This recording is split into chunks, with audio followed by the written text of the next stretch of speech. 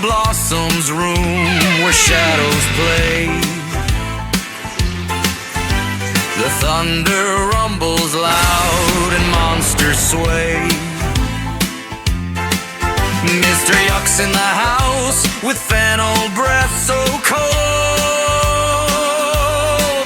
and a darker version of Katie Wicks from a world untold. She screams and she cries, but no one hears her call. Terror's lurking every place and she's bound to fall.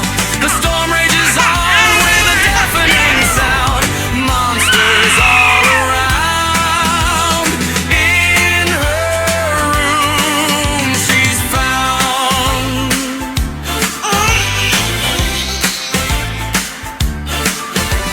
The wind howls like a beast with a mournful sigh.